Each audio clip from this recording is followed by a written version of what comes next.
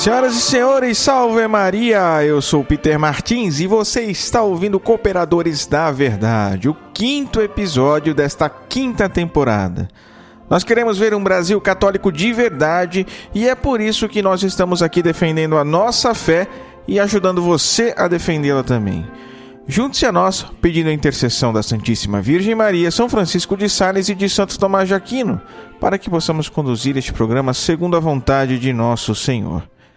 Nesse episódio, nós vamos conhecer a vida de Santa Maria Josefa Rossello, franciscana, fundadora das Filhas da Misericórdia, uma grande obra de Deus que está presente e atuando no mundo ainda hoje, hein? E vamos falar no tema principal sobre as 5 vias de Santo Tomás de Aquino que demonstram racionalmente que Deus existe. Um assunto assim que é, de alguma forma, bem apologético, mas ao mesmo tempo que não usa a fé.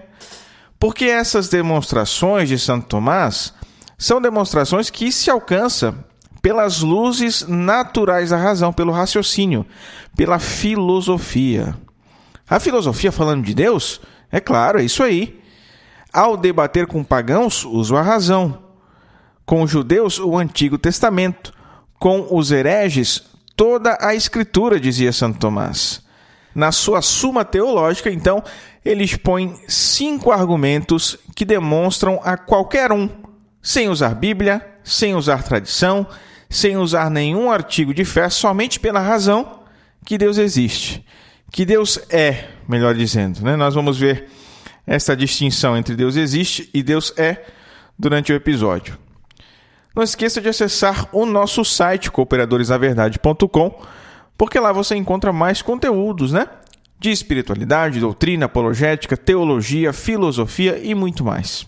Nas redes sociais, você nos encontra procurando por Cooperadores da Verdade ou simplesmente digitando o nosso nome de usuário, que é sempre o mesmo em todas as redes.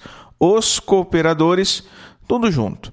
Facebook, Twitter, YouTube e principalmente Instagram, que é o que nós mais usamos atualmente. Nos adicione e nos siga por lá, tá bom? É isso, recados dados, vamos fazer a nossa oração, porque a oração é a união do homem com Deus. Já nos ensinava São João Clímaco. Vamos lá então.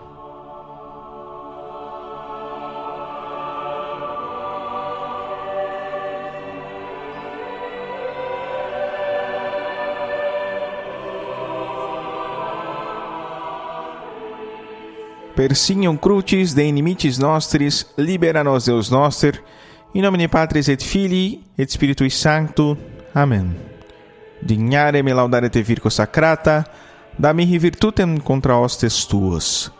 Gloria Patri et Filio et Spiritui Sancto, sic ut erat te principio et nunc et semper et in saecula saeculorum. Amém.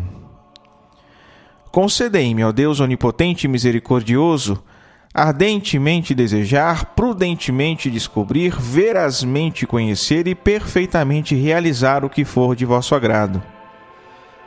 Para louvor e glória de vosso nome, ordenai o meu estado de vida e dai-me saber, poder e querer o que me pedis que faça, e dai-me levá-lo a cabo como convém a salvação de minha alma. Fazei-me, ó Deus, humilde sem fingimento, alegre sem dissipação, grave sem depressão, maduro sem severidade, vivaz sem leviandade, veraz sem duplicidade, temente sem desespero, confiante sem presunção, casto sem corrupção. Corrigir ao próximo sem indignação e edificá-lo por exemplo e palavra sem exageração. Obediente sem contradição e paciente sem murmuração. Concedei-me, dulcíssimo Deus, inteligência para conhecer-vos, diligência para buscar-vos, sabedoria para encontrar-vos, bondade para agradar-vos, perseverança para esperar-vos doce e fielmente, confiança para alcançar-vos felizmente. Fazei-me pela penitência suportar vossas penas, utilizar vossos benefícios nessa vida pela graça, e por fim na pátria eterna desfrutar de vossos gozos pela glória. Vós que com o Pai e o Espírito Santo viveis e reinais pelos séculos dos séculos. Amém. E continuamos reunidos em nome do Pai, e do Filho e do Espírito Santo. Amém.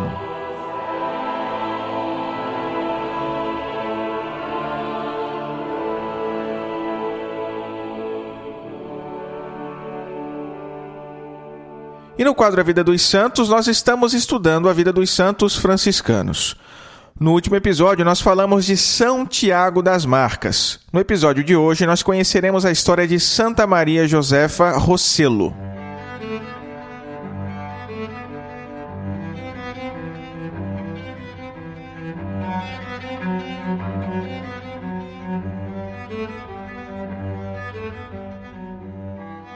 Santa Maria Josefa Rossello nasceu em 1811 e o seu nome de batismo era Benedita Rossello. Italiana, nasceu num lugar chamado Albissola Marina, na região da Linguária, que pertence à diocese de Savona. Ela teve 8 irmãos e o seu pai era um simples porteiro.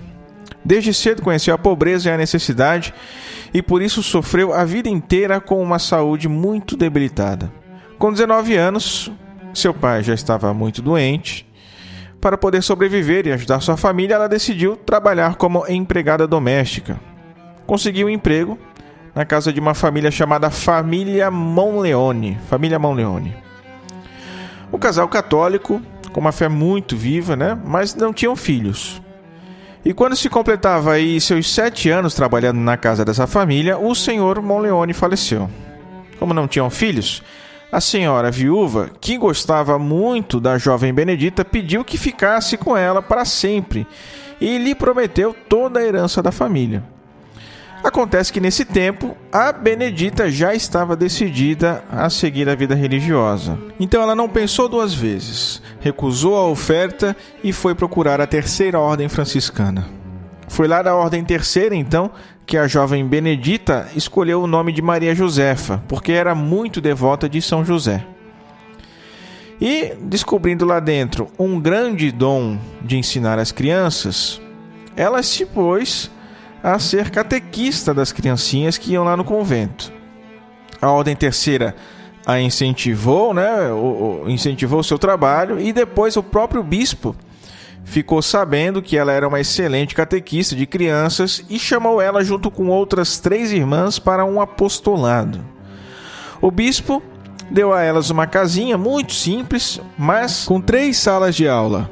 Mais tarde, a irmã Maria Josefa fundou ali mesmo o Instituto das Filhas da Misericórdia. E a coisa continuou a crescer. Tanto que vários padres e bispos pediam a abertura de um Instituto das Filhas da Misericórdia nas suas paróquias e dioceses.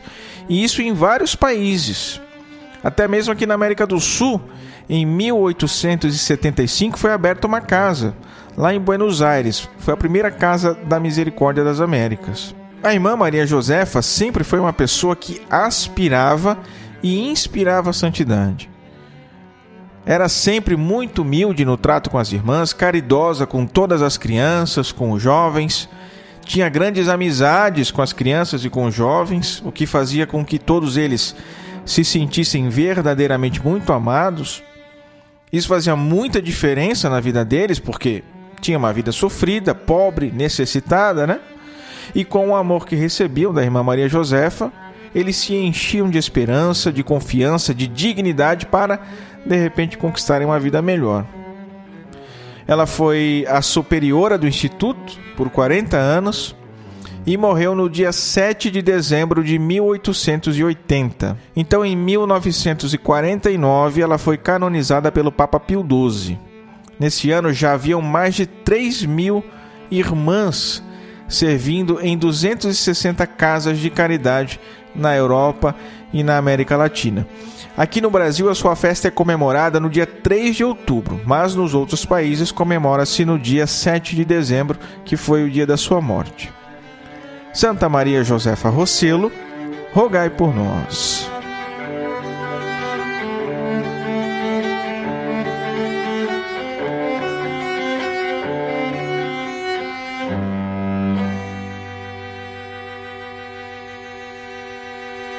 Muito bem, não deixe de conhecer o Cooperadores Clube, Tornando-se um membro VIP do Cooperadores da Verdade. Porque nos ajudando, ajudando a manter, a sustentar esse projeto, esse apostolado, você tem alguns benefícios.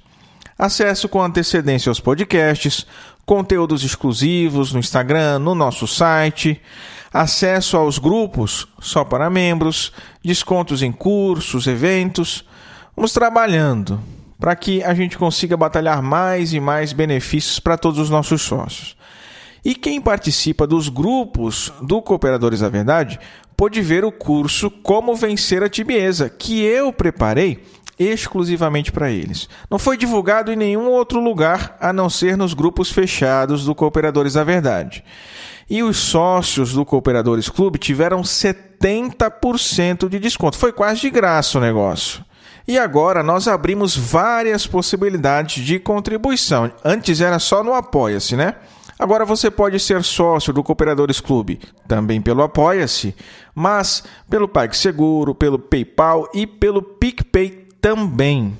Então ajude a manter esse projeto e a fazê-lo crescer ainda mais. É só acessar cooperadoresdaverdade.com/clube, que lá tem todos os links e as formas de contribuição. Tá certo? cooperadoresdaverdade.com/clube. Recados dados, vamos para o tema principal. Vamos falar sobre as 5 vias de Santo Tomás de Aquino que provam a existência de Deus.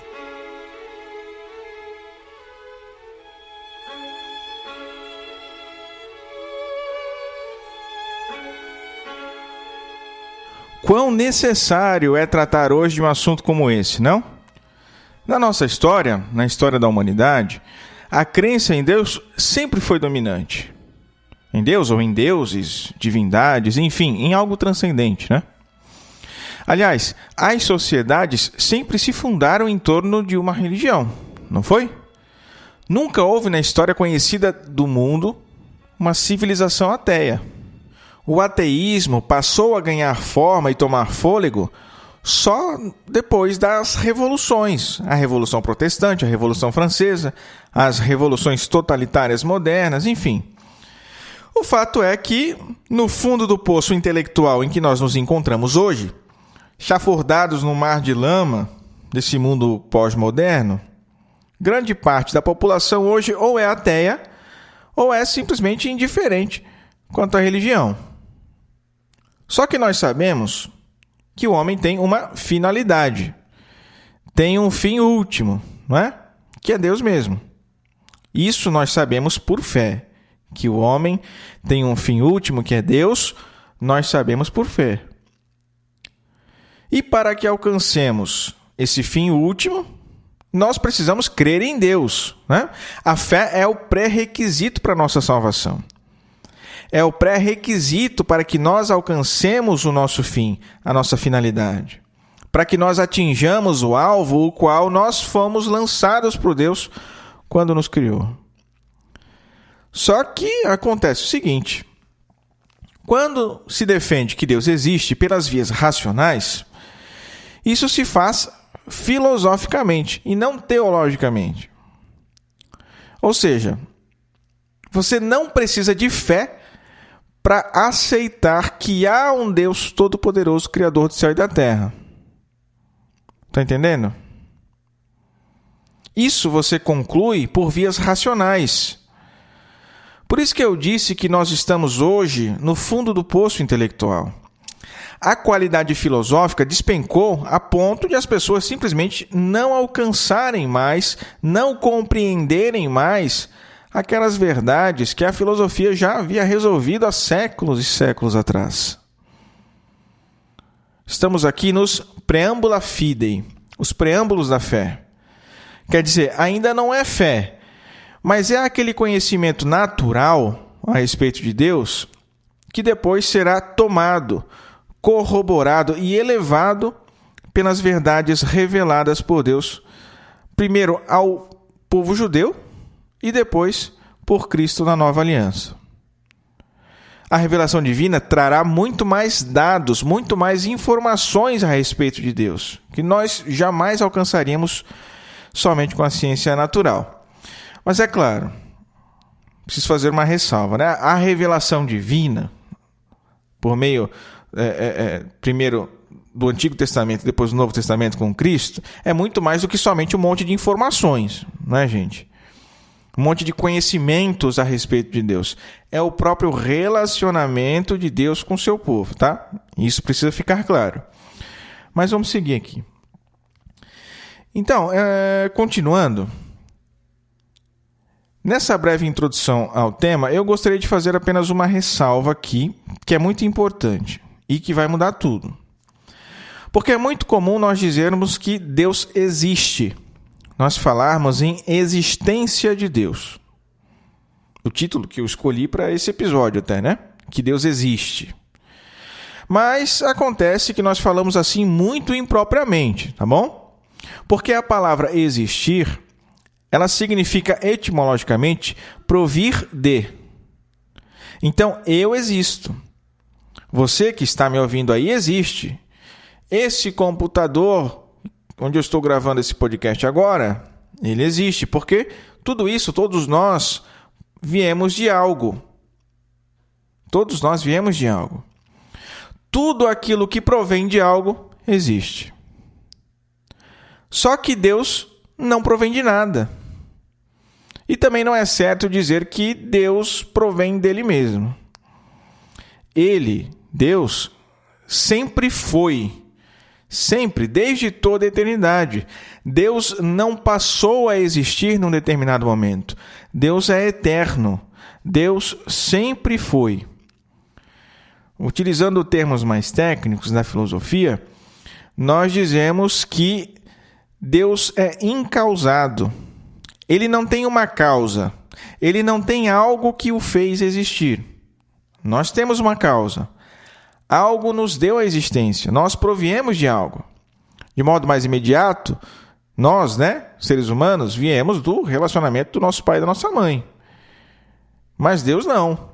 E é o seguinte, nada também pode causar-se a si mesmo. Nada pode causar-se a si mesmo. Isso já é resolvido já cabalmente pela filosofia. Então, por isso, nós não podemos dizer que Deus provém dele mesmo. Que ele é a sua própria causa. Não, isso também é errado. Se Deus não provém de nada, se ele não foi causado por nada e nem poderia ser causa de si mesmo, é incausado. Então, nós não podemos dizer, tecnicamente, precisamente, que Deus existe. Nós dizemos, então, filosoficamente, que Deus é. Curiosamente, no Antigo Testamento, Deus vai se revelar como eu sou aquele que sou, não é? Eu sou aquele que sou. Mas estamos aqui na filosofia, tá? Vamos voltar. Porque não se trata da existência de Deus, mas do ser de Deus. Todas as criaturas que provêm de Deus existem, mas Deus não. Deus é. E vejam que nada disso aqui é teologia. Só para confirmar. Nada disso aqui é revelação divina. Isso é filosofia, tá bom? Sem ler um único versículo da Bíblia, você é capaz de alcançar essas verdades. Tá bom, Peter, mas você está falando aí de Deus a partir da filosofia, sem precisar dos conteúdos da fé, sem precisar da revelação divina, mas espera aí. Tudo que você está falando aí que se alcança pela filosofia, também se crê com fé. Também se faz teologia com isso. Então a teologia está fundamentada na filosofia, é isso? Não. Não é a teologia que se funda na filosofia. É a filosofia que é serva da teologia. Compreendem? A filosofia é serva da teologia. Isso quem diz é Santo Anselmo. A filosofia é o pedagogo que leva até Cristo, diz São Clemente de Alexandria. 2 exímios filósofos, né? São Clemente era pagão ainda. Só depois, mais tarde, que se converteu ao cristianismo. Então, não é a teologia que precisa da filosofia e nem se funda na filosofia, nada disso. A teologia sagrada, ela é uma ciência que se fundamenta nos artigos de fé da igreja, que são dados revelados por Deus. Isso não é preciso mais nada. Isso basta. Basta que Deus revele o que ele quer revelar e a gente aceita porque é o próprio Deus revelando para a gente. Então, por que a gente precisa da filosofia? Porque, como diz o professor Noguet, o nosso intelecto é débil. Nós não somos anjos. O nosso intelecto, ele opera racionalmente, temporalmente. No tempo, ele é diacrônico. Diacrônico. Nosso intelecto só alcança a essência das coisas por silogismos, por argumentações, pelas definições. E é por isso que nós precisamos da filosofia. A teologia, ela é autossuficiente. Em si mesma, ela é autossuficiente. Mas o modo como o nosso intelecto opera, nós não somos anjos que conhecem as coisas por locução ou por iluminação. O modo como o nosso intelecto opera nos exige recorrer à filosofia para nos servir à teologia. Esse assunto, meus caros, da existência de Deus, ou melhor, do ser de Deus, porque Deus é. Então não é se Deus existe, mas se Deus é. Ele é tratado na metafísica. E ele é um assunto antes metafísico que teológico. Ah, Peter, mas Santo Tomás tratou dele na Suma Teológica. Sim, mas aqui nós estamos nos preâmbulos da fé. Preâmbula Fidei. Nesse assunto, as duas ciências, a metafísica e a teologia, vão confluir, vão convergir. Tá? Toda a primeira parte da Suma Teológica gira em torno disso. Fala das coisas que não são propriamente da fé, coisas racionais, mas que nós alcançamos pela própria luz da razão natural. Ainda que, claro, com a ressalva de que historicamente foram pouquíssimos os que alcançaram essas verdades naturais sobre Deus com êxito. Aristóteles foi o que chegou mais próximo, depois Platão, depois Plotino e por aí vai.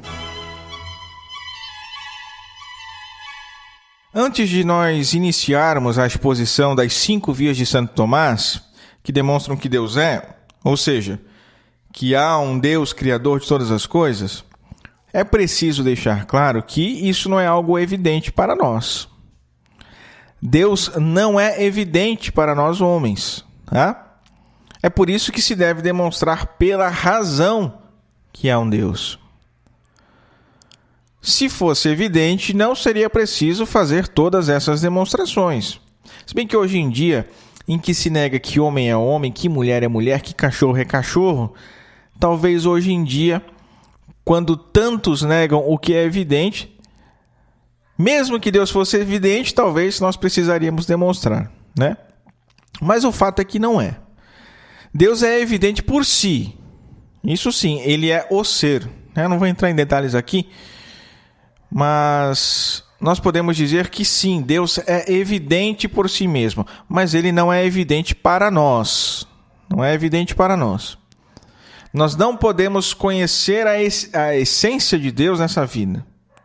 Somente quando formos para o céu, na beatitude eterna, é que nós conheceremos a Deus por essência. Então, há quem diga que o Deus é evidente para o homem porque o ser humano tem um desejo intrínseco de felicidade. E acho que ninguém aqui vai negar que a felicidade é o fim último, é a finalidade última de todos nós. Mesmo um ateu pode concordar com isso, né? Não há quem que, em plena razão, não queira ser feliz.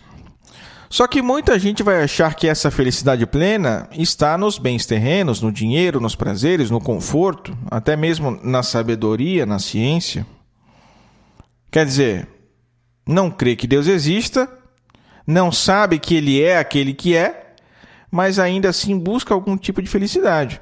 Então, a busca por felicidade não pode ser uma evidência de que Deus exista. Não pode ser uma evidência de que haja um Deus. Pode ser, sim, um indício, né? Uma pista, mas uma evidência não. Não é isso que torna evidente que haja um Deus. Depois tem o argumento de Santo Anselmo, né? Que é chamado o argumento ontológico. Quem deu esse nome foi Kant, não foi Santo Anselmo. Ele vai dizer que, assim, bem resumidamente, né? Porque é uma coisa que a gente perderia horas e horas só falando disso. Mas ele vai dizer que Deus é aquilo que de maior o homem pode conceber no seu intelecto. Porque não se pode conceber nada maior que Deus. Aquilo que o homem pode conceber de mais elevado é Deus. Então, se intelige o nome de Deus, ou a palavra ali que signifique Deus, logo, imediatamente já se intelige que há um Deus. E claro que haja um Deus de fato na realidade, porque a palavra ou o nome de Deus significa aquilo o qual não há nada maior, não se pode conceber algo maior. Então, por isso, Deus seria evidente para nós. Só que é o seguinte, você pode inteligir o nome de Deus ou a palavra que signifique Deus, mas pode pensar ao mesmo tempo que Deus é o planeta Terra, que Deus é o universo. Aquilo que de maior talvez você pode conceber. E Deus não é nenhum nem outro, nem o planeta Terra e nem o universo. Então você concebe intelectualmente, mas a referência no real, na realidade, é errada. Deus não é o planeta Terra, nem o universo. Então, não é isso que torna Deus evidente para nós. O fato de que haja verdade, de que a verdade exista, tudo isso aqui é o primeiro artigo da questão 2, da primeira parte da Suma Teológica, tá? O fato de que haja verdade, e ninguém vai discordar disso, porque se você disser que a verdade não existe, você vai ter que admitir que ela existe primeiro, para depois dizer que ela não existe, né? Ou seja, é uma tremenda sandice. É igual você dizer que a verdade é relativa. Relativa, que não existe certeza absoluta, né? Tá bom, meu filho, mas é relativa ao quê? Você tem certeza absoluta que a verdade é relativa? Está entendendo? Então, no tempo de Santo Tomás, alguém que se dissesse filósofo e falasse uma coisa dessa seria internado no manicômio. Hoje é professor de faculdade, professor de universidade. Não é à toa que o mundo todo está louco, né? Enfim, o fato de que haja verdade também não torna evidente que Deus existe. Porque nós sabemos sim que Deus é a verdade, mas nós sabemos disso por revelação, por fé. Filosoficamente, você não chega a uma conclusão dessas. Foi Cristo que disse que Ele é a verdade, tá certo? Então, Deus não é evidente. Deus não é evidente. Por isso, é preciso demonstrar que Ele existe, pelas vias da razão. E como é que nós demonstramos que Deus existe? Como é que nós demonstramos isso? São Paulo diz que desde a criação do mundo, os atributos invisíveis de Deus, seu eterno poder, a sua natureza divina, têm sido vistos claramente por meio das coisas criadas. Mas não é um episódio de filosofia? Você está citando a Bíblia. Não, meu caro, calma aí.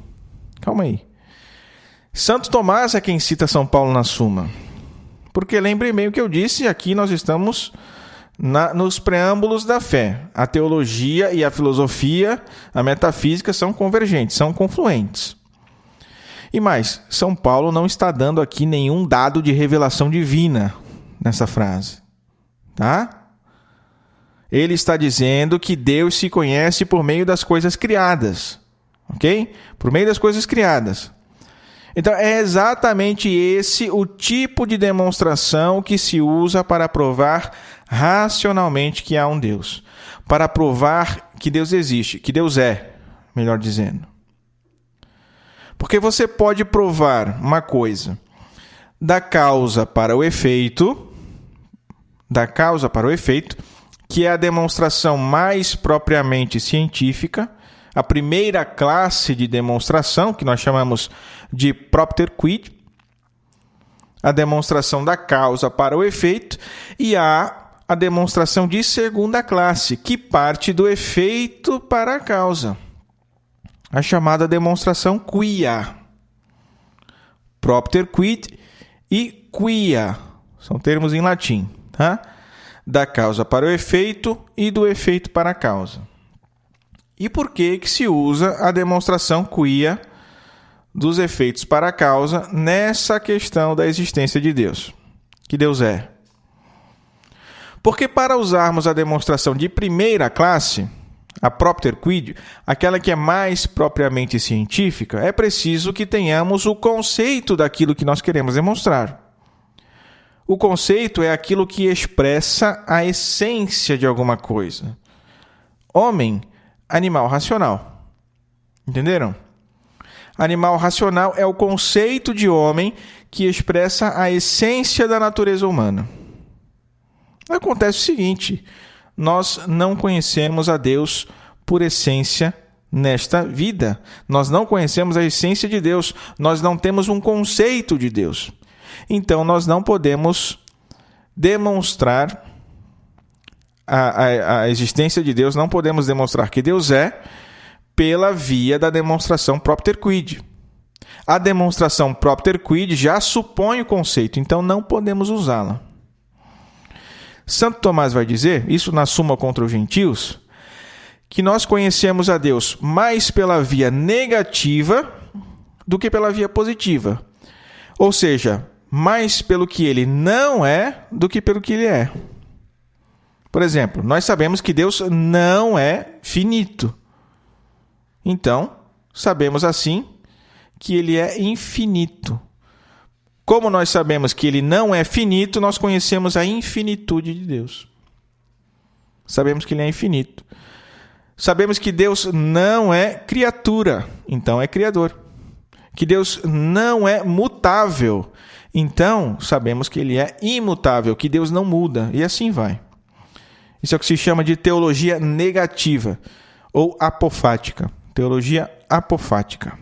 Na demonstração quia, a demonstração de segunda classe, nós demonstramos as coisas dos efeitos para a causa. E isso está em plena conformidade com os dizeres de São Paulo, quando ele disse que os atributos invisíveis de Deus têm sido vistos claramente por meio das coisas criadas. É isso. A demonstração mais propriamente científica é a demonstração propter quid. Por quê? Porque a ciência, a filosofia, é o conhecimento das coisas pelas suas causas. Mas isso não implica que a demonstração quia, a que nós vamos usar hoje para demonstrar que Deus é, seja anticientífica. Não. Ela é limitada, isso sim. O que não significa, nesse caso, que seja ineficiente. Muito pelo contrário. Ela nos dá a conhecer com segurança que Deus existe, que Deus é. Então, quando São Paulo nos diz que nós conhecemos os atributos de Deus pelas coisas criadas, ele está dizendo que nós conhecemos a Deus pelos seus efeitos. Os efeitos da demonstração quia são justamente as coisas criadas de que diz São Paulo. Deus não nos é evidente, mas a criação é. Tudo o que nos cerca, a natureza, os seres orgânicos, inorgânicos, nós mesmos, tudo isso são efeitos de Deus e nós podemos conhecer esses efeitos. E se há um efeito, há uma causa. Então a proposta de Santo Tomás, com as 5 vias, é essa. Vocês vão ver claramente que ele sempre parte dos efeitos para a causa. A primeira via de Santo Tomás é a chamada via do movimento. Vejam, quando se fala em movimento, preste atenção aqui porque isso vai mudar tudo, tá? Quando se fala em movimento, nós precisamos aqui ampliar um pouquinho o significado dessa palavra. Porque o movimento que se trata aqui é um termo técnico com um significado muito mais amplo do que o que nós usamos ordinariamente no nosso dia a dia. Uma coisa é o movimento local. Quando você move uma caneta, um carro, o mouse do seu computador, daqui para lá, de lá para cá, para cima, para baixo, enfim. Se você está movendo alguma coisa, nós dizemos que você é o motor daquele objeto. Só que há outros tipos de movimento. O fogo que esquenta ou a água que resfria o que estava quente, por exemplo, nós dizemos tecnicamente que isso é sim um movimento. O movimento pode ser uma ação ou uma alteração. Se você moveu um lápis, isso é um movimento de ação. Mas se você esquentou algo, um pedaço de ferro, por exemplo, ainda que ele não tenha mudado de lugar, houve um movimento de alteração. Porque algo se alterou ali, né? Estava frio e foi aquecido. Compreendem? Então, em termos bem técnicos, o movimento é o trânsito entre a potência e o ato. O trânsito entre a potência e o ato. Se o seu lápis está aí na sua mesa, e se ele está em ato. Ele está em ato. Mas ele está em potência para ir para qualquer lugar. Para ir para o seu bolso, por exemplo. Basta que você o tome à mão e o leve para o seu bolso. Se você fizer isso, se você pegar o lápis da sua mesa e colocar no seu bolso, você será a causa que levou o lápis da mesa para o seu bolso. Você levou o lápis da potência ao ato. Agora o lápis está atualmente no seu bolso. O lápis estava atualmente na mesa, mas em potência para ir para o seu bolso. Você foi lá e foi a causa que levou o lápis da potência ao ato. Você realizou o movimento. Tá? Compreende? Você causou o movimento do lápis da mesa para o seu bolso. Você foi o motor móvel, né? Aquilo que deu o movimento, aquilo que causou a mudança. Esse lápis poderia ir da mesa para qualquer outro lugar, mas sempre depende de um motor móvel, que é quem segura o lápis e o movimento, ou empurra o lápis. O lápis nunca, jamais conseguiria se movimentar por si mesmo. Jamais. Tudo o que se move é movido por outro. Isso é uma frase clássica da física de Aristóteles. Ah, Peter, mas eu consigo me mover sozinho aqui, ó. Tem um cachorro aqui do meu lado que se move sozinho também. Os animais conseguem se mover sozinhos. Mas espera aí, calma lá. Como diz o padre Paulo Ricardo, calma lá. Quem move o corpo é a alma. Tá bom? Quem move o corpo é a alma. Tudo tem uma causa, tudo tem um motor móvel. Tá bom?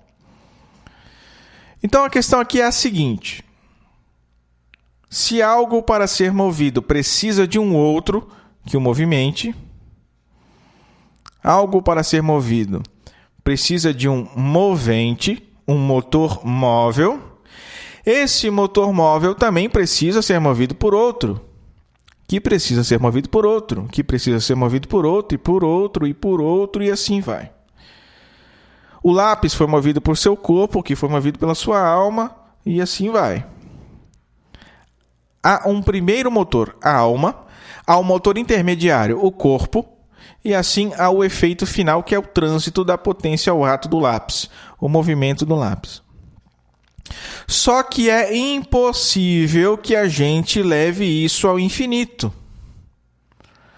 Ainda que se encontre 1 milhão de motores intermediários, isso há de ter um fim. Não é possível progredir infinitamente nas causas desses movimentos. Porque, se progredirmos infinitamente nas causas, levando em conta que tudo seja movido por outra coisa, não haveria um primeiro motor. Então, tudo que se move não seria mais movido por outro. Entenderam? É necessário que haja um primeiro motor, que esse primeiro motor seja imóvel e não movido por outro, para que haja um motor intermediário e, então, o seu efeito final. Esse primeiro motor imóvel é ninguém menos que o próprio Deus. Essa é a primeira via de Santo Tomás para demonstrar a existência de Deus. Ou melhor, para demonstrar que Deus é. A segunda via é muito parecida. É a via da causa eficiente. Causa eficiente é um termo técnico de Aristóteles para a causa que origina alguma coisa. A causa eficiente de um filho são os pais, por exemplo. E tudo é causado por alguma coisa, e nada pode ser causa de si mesmo, como eu falei agora há pouco. Então, da mesma forma que havia do movimento do primeiro motor imóvel, não é possível que nós remontemos a origem das causas ao infinito. A causa do filho são os pais, a causa dos pais são os pais dos pais, e dos pais, os pais dos pais dos pais, e assim sucessivamente. Mas uma hora isso acaba, não é? Porque se nós remontássemos ao infinito, não haveria uma causa eficiente primeira. E também não haveria nenhuma outra causa. Não haveria nada sem uma causa eficiente primeira. Não haveria nada sem um primeiro motor imóvel na outra via. Porque assim como a série dos motores, a série de causa também é formada por causa primeira, causa intermediária e seus efeitos. Essa primeira causa eficiente, obviamente, não poderia ter sido causada por outra coisa e nem poderia ser causa de si mesmo. É causa incausada. Pois bem, e o que é esta primeira causa eficiente? É Deus Nosso Senhor. Não estamos usando Bíblia, não estamos usando tradição da igreja, nem tradição de nenhuma religião.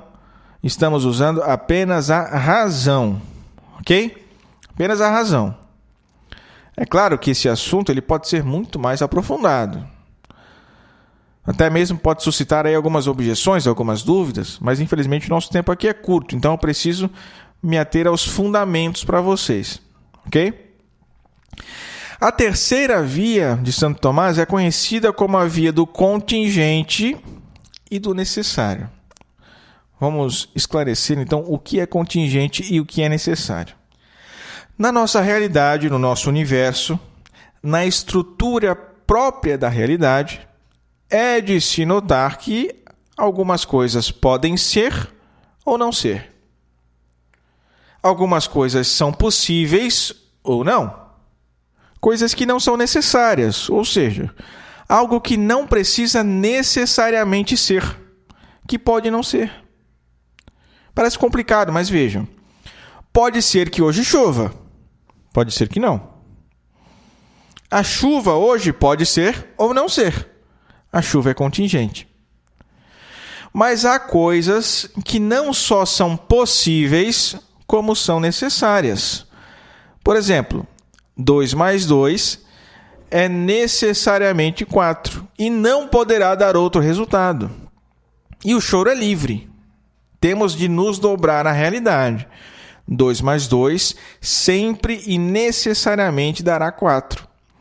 Homem é animal racional. Isso faz parte da natureza humana, da essência humana. E nunca haverá nesse universo, dentre todas as possibilidades possíveis e imagináveis, um homem que não seja animal racional. É isso. O contingente e o necessário. Se tudo aquilo que existe pudesse um dia deixar de ser, é porque um dia não teria sido. Poderia ser ou não ser. Poderia chover ou não chover. E se tudo o que existe um dia deixará de ser e poderia não ter sido, é porque um dia não houve nada.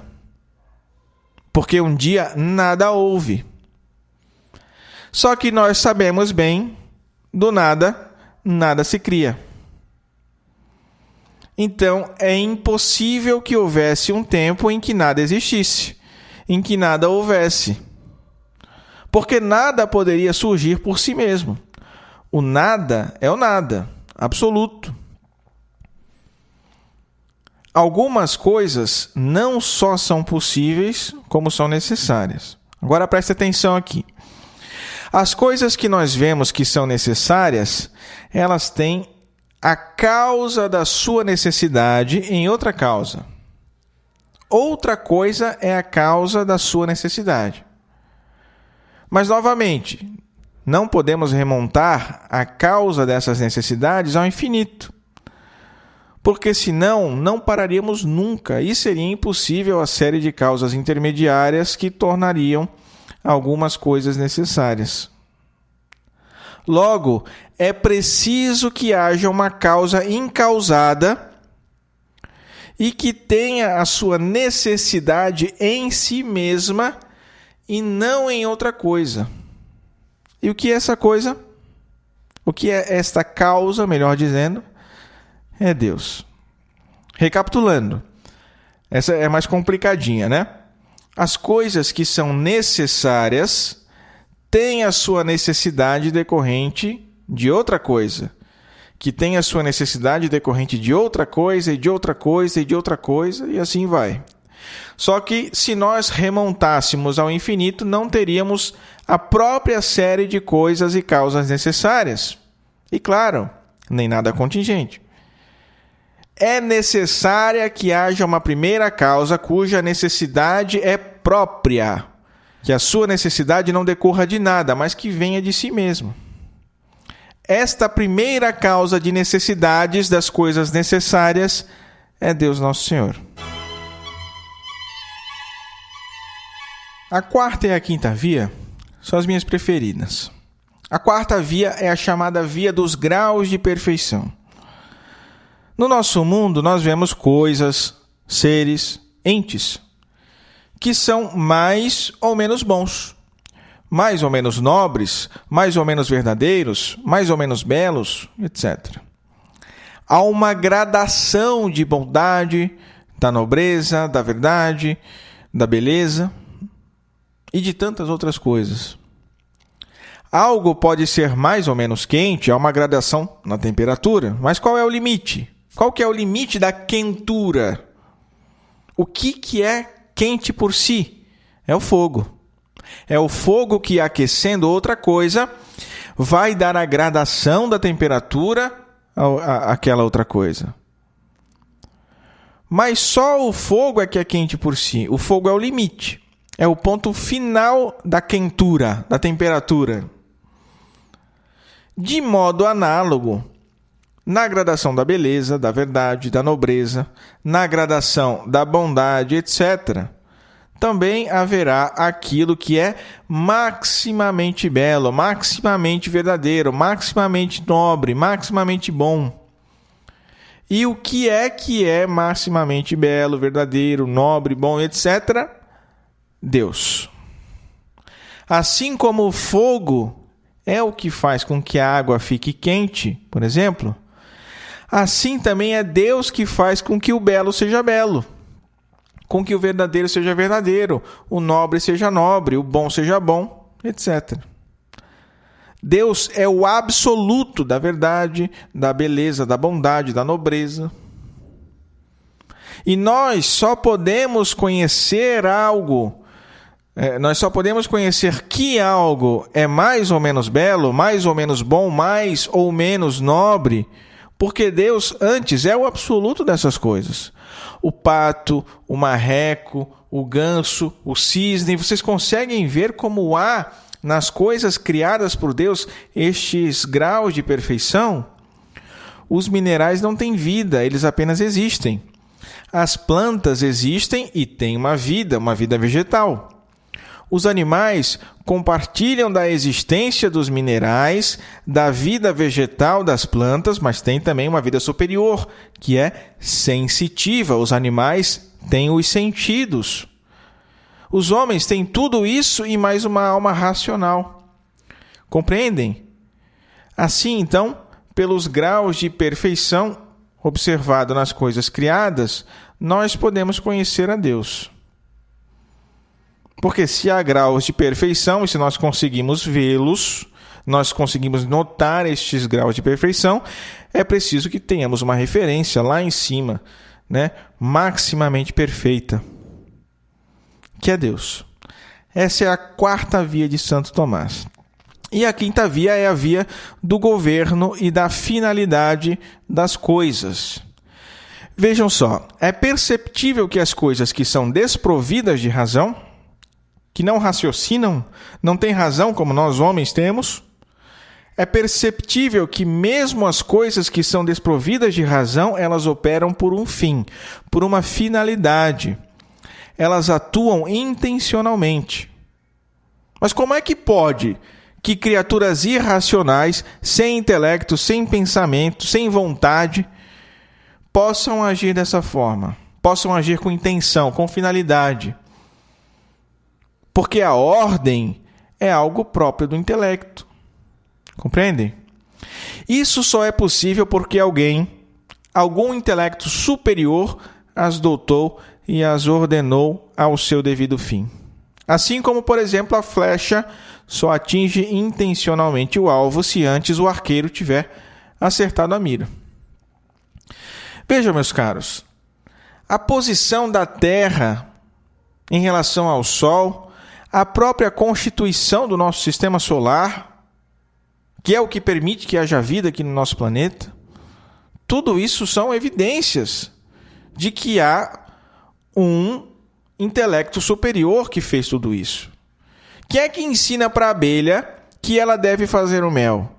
Quem é que diz para o leão que ele é carnívoro? Perceba só toda a complexidade do nosso universo e como as coisas estão todas em ordem. E logo você vai perceber que é impossível que isso funcione sem que tenha sido planejado. Compreendem? Imagina você aí, morando lá em Oklahoma, no Kansas, lá no leste do Colorado, nos Estados Unidos, uma região que é conhecida por grandes tempestades e tornados, etc. Surge uma grande tempestade, forma-se um tornado enorme que vai devastando tudo. Você se esconde no porão de casa, fica num local seguro. E quando a tempestade acaba, o tornado passa, se abre o porão, o alçapão e vê a cidade toda devastada. Não sobrou pedra sobre pedra. Mas ali, alguns metros de você se depara com um castelo de cartas. Perfeitamente ordenado, alinhado, com as 52 cartas presentes, tendo nas bases as cartas de maior valor e vai subindo até o topo, tem as cartas de menor valor. O que é que você vai pensar? Meu Deus, o tornado fez isso, que incrível! Não, é claro que não é verdade? Porque o caos não pode gerar ordem. É óbvio que um monumento daquele, um castelo de cartas perfeitamente construído, só pode ter sido feito por alguma outra pessoa ou por alguma outra coisa intelectual que ordenou, né, as cartas para que se ficassem naquela estrutura. Mas os ateus não conseguem enxergar isso quando se trata da ordem do universo, milhões de vezes mais complexa do que um castelo de cartas. Vocês estão entendendo? Então está aí a quinta via de Santo Tomás, do governo e da finalidade das coisas. Aí estão as 5 vias de Santo Tomás de Aquino: a via do movimento, a via da causa eficiente, a via do contingente e do necessário, a via dos graus de perfeição e a via do governo e da finalidade das coisas. Essas são as ferramentas intelectuais que Santo Tomás nos dá para demonstrar racionalmente que Deus existe, que Deus é.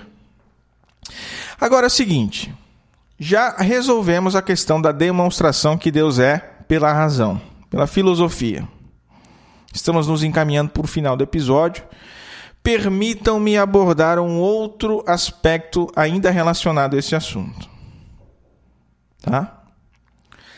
A Santa Igreja crê e ensina que Deus, princípio e fim de todas as coisas, pode ser conhecido com certeza pela luz natural da razão humana por meio das coisas criadas. Pois as perfeições invisíveis tornaram-se visíveis depois da criação do mundo. Quem diz isso? O Concílio Vaticano I. Então, a Igreja também afirma e confirma e ensina que Deus se revelou a todos os homens pela sua própria criação. É o que chamamos de revelação primitiva, ou revelação primeira, ou revelação natural, tanto faz. Algum conhecimento de Deus nós alcançamos pelas coisas criadas. Depois, Deus aí sim vai se revelar ao povo judeu primeiro, e depois Deus se encarna na pessoa de Cristo e se revela por inteiro.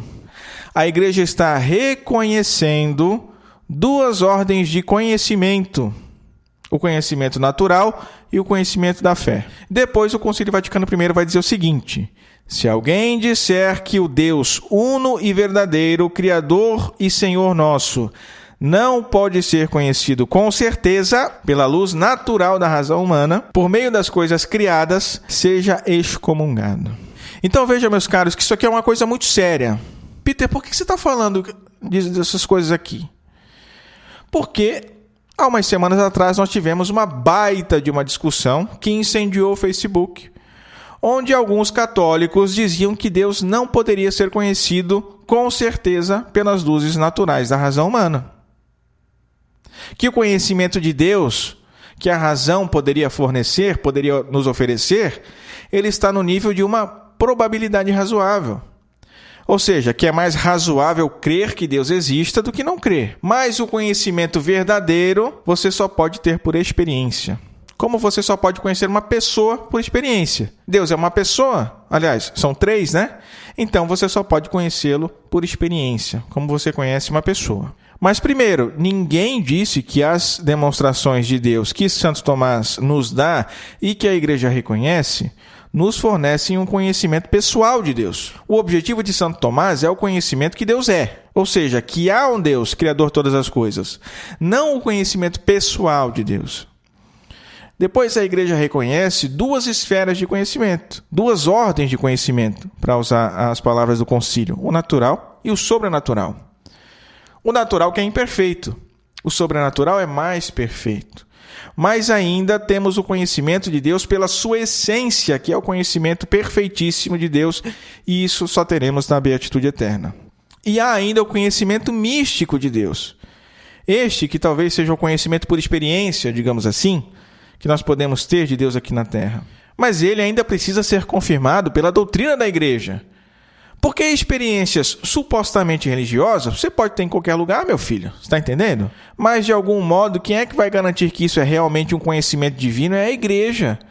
Ela que vai julgar os fenômenos místicos. A igreja, a doutrina da igreja, é quem vai ser a baliza para atestar a veracidade das revelações. Muitas das vezes nós somos levados a acreditar na autoridade de alguém e esquecemos da autoridade da própria igreja, a única a qual nós devemos nos submeter. Aristóteles diz: sou amigo de Platão, mas sou mais amigo da verdade.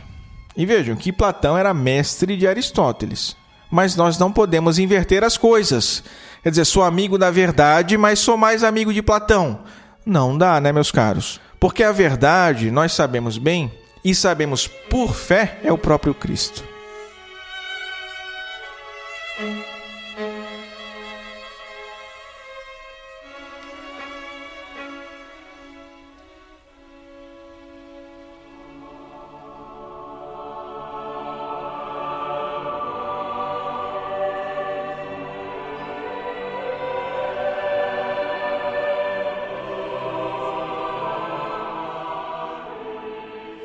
Rezemos a Virgem que nos proteja, nos guie e cuide do nosso apostolado. Subtum presidium confugimus sancta Dei genitrix. Nostras deprecationes ne despicias in necessitatibus nostris. Sed periculis cunctis libera nos semper. Virgo gloriosa et benedicta. Amém.